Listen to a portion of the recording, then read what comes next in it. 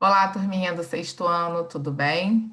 Então, vamos a mais uma aula, dando continuidade à aula presencial, que acontece sempre às segundas-feiras, e hoje nós vamos continuar aquele assunto sobre o texto narrativo, tá? Mas antes de nós darmos, né, eh, essa continuidade, vamos fazer um breve retorno ao que nós falamos na segunda, ok? Então, na segunda-feira, nós falamos sobre os tipos de texto. Falamos que texto pode ser narrativo, o texto pode ser descritivo ou o texto pode ser dissertativo. Isso. Falamos também que, né, durante, né, o sexto, sétimo e oitavo, nós vamos ficar mais com o texto narrativo descritivo, tá? Só iniciaremos lá no finalzinho do oitavo ano o texto dissertativo, que é o texto, né, comum aos vestibulares. Por enquanto, vamos abraçar apenas os textos narrativos. Tá? O que significa narrar? Narrar significa contar um fato, contar uma história. Essa história, esse fato, para que ele seja contado, ele precisa de um narrador, né? Que é a pessoa que conta essa história. Essa pessoa que conta a história, ela pode participar ou não. Se ela estiver participando da história, nós vamos chamar esse narrador de narrador personagem. Então, o narrador personagem é aquele que conta a história e participa dela. O narrador observador é aquele que conta a história, mas ele não participa dela. Então, ele narra uma história em que um personagem, né, faz parte dessa história e essa história simplesmente vai ser contada por esse narrador. Então, o narrador pega personagem ou personagens, tá? E por meio desse personagem, nós vamos ter o enredo, que é exatamente a história contada, tá? Bom, então nós temos dois tipos, né, de narrador: narrador observador e narrador personagem. O observador conta a história, mas não participa, e o narrador personagem conta a história e participa. Tudo bem?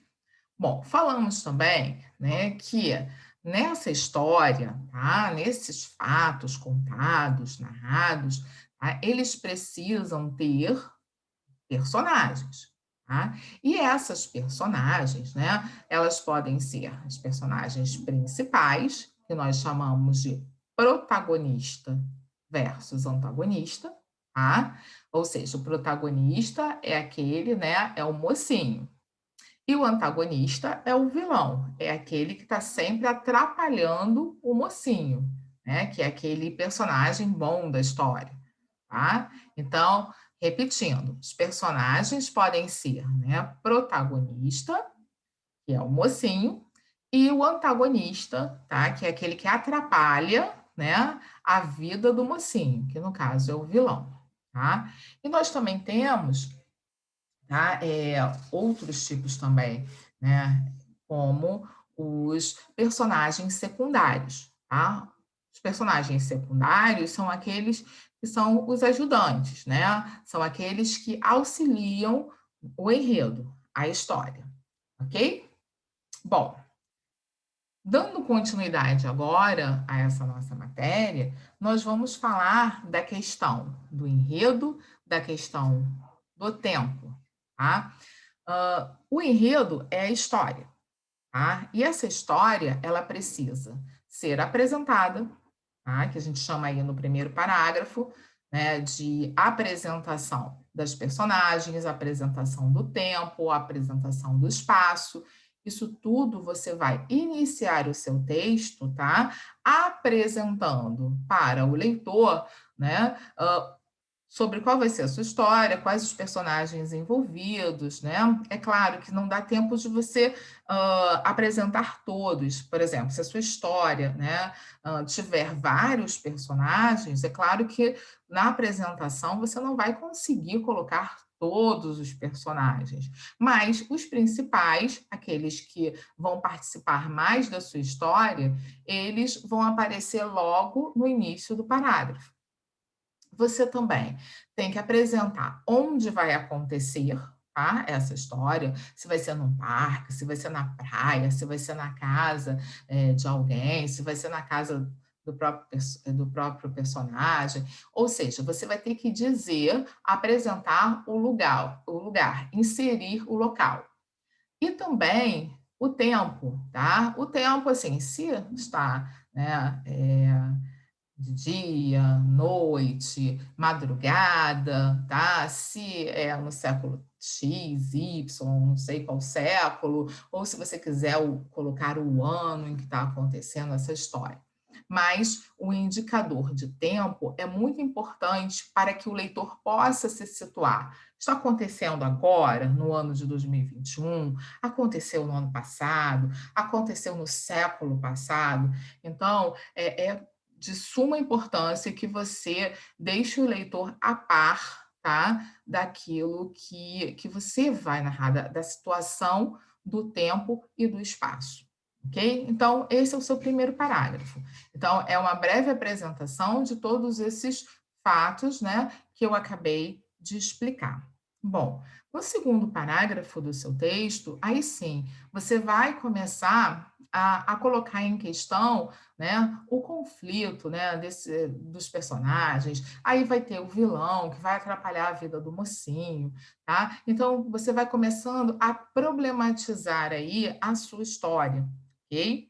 Depois, essa história vai atingir um ponto auge que a gente chama de clímax. É quando, por exemplo, na sua história, alguém vai ser morto, sabe? Alguém vai ser assassinado, não é? Quem será esse assassino? Então, é o ápice da história, certo? Quando uma personagem contrai uma doença gravíssima, né? E essa doença não tem cura. Então, como a gente fala, né, o ápice, é o ponto mais alto, é o ponto crucial aí da sua história. E tem a última parte, que no caso é o desfecho, né? Então, no desfecho, que é o final da sua história, tá? Você vai dar um sentido a essa história, né? Essa história vai terminar bem? Essa história vai terminar mal?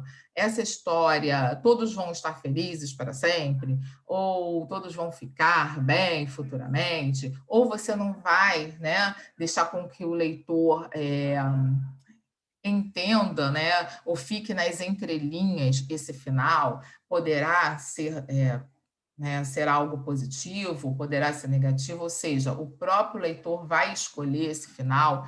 Então, você tem várias estratégias, né, para terminar o seu texto, dando um final feliz, dando um final que não seja feliz, ou deixando, né, o público, o leitor, escolher esse final, tá bom? Como fazia Machado de Assis nos escritos dele. Muitas das vezes, né, ele deixava aí para que o leitor pudesse chegar à conclusão, tá, da história.